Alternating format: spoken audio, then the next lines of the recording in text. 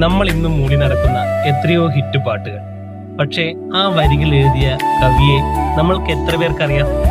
പ്രശസ്തിയുടെ വെള്ളി വെളിച്ചത്തിലേക്ക് കടന്നു കയറുന്നതിന് മുമ്പ് തന്നെ കാലം തട്ടിയെടുത്ത ഒരു പ്രതിഭയുണ്ട്, പൊന്നിയൂർ ബാസ്. മലയാള സിനിമയുടെ ഒരു വലിയ നഷ്ടം. വെറും 12 സിനിമകൾ, 30ഓളം പാട്ടുകൾ. പക്ഷേ ആ 30 പാട്ടുകളും ഇന്നും മലയാളികളുടെ ഹൃദയമിടിപ്പാണ്. മോഹം കൊണ്ടു ഞാൻ, മൊഴിയഴകും മിഴിയഴകും, ദേവി അംബികെ, ഈ പാട്ടുകളിലൊന്നും വെറും വാക്കുകളല്ലായിരുന്നു, മറിച്ച് പച്ചയായ വികാരങ്ങളായിരുന്നു അദ്ദേഹം ഒളിപ്പിച്ച് കടത്തിയിരുന്നത്.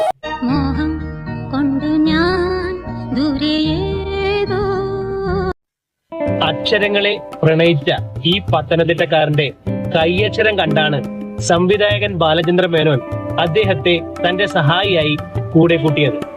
തിരക്കഥകൾ പകർത്തിയെഴുതുന്ന ആ കയ്യക്ഷരങ്ങൾ പിന്നീട് മലയാള സിനിമയിലെ ഏറ്റവും മനോഹരമായ വരികൾ കുറിക്കുമെന്ന് അന്ന് ആരും തന്നെ കരുതിയിരുന്നില്ല.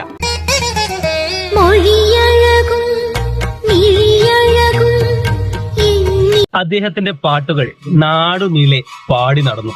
ഗായകർ പ്രശസ്തരായി, സംഗീത സംവിധായകർ ആരാധിക്കപ്പെട്ടു. പക്ഷെ ആ വരികൾ എഴുതിയ ഉടമയെ പലരും മറന്നുപോയി. തന്റെ വരികൾ വലിയ വിജയമാകുമ്പോഴും അർഹതപ്പെട്ട അംഗീകാരം ലഭിക്കാതെ പോയത് അദ്ദേഹത്തെ മാനസികമായി വല്ലാതെ തളർത്തിയിരുന്നു. നല്ല കൈയെഴുത്തുള്ളവന് നല്ല തലയെഴുത്തില്ല എന്ന് അദ്ദേഹം തന്നെ സുഹൃത്തുക്കളോട് സങ്കടത്തോടെ പറഞ്ഞിട്ടുണ്ട്. ആ മാനസിക വിഷമം അദ്ദേഹത്തിന്റെ ആരോഗ്യത്തെയും ബാധിച്ചു. ഒടുവിൽ തന്റെ 45ാമത്തെ വയസ്സിൽ എഴുതി തീരാത്ത ഒട്ടനവധി വരികൾ ബാക്കി വെച്ച് അദ്ദേഹം വിടവാങ്ങി.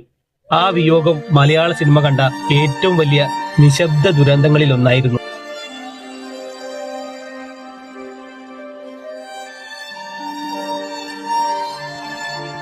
നീ ആരോട് ഞാൻ ചൊല്ലേണ്ടു എന്ന് അദ്ദേഹം എഴുതിയപ്പോൾ അത് തന്റെ തന്നെ ജീവിതത്തിന്റെ ഒരു ഉപസംഹാരമാണെന്ന് അദ്ദേഹം അറിഞ്ഞിരിക്കുമോ?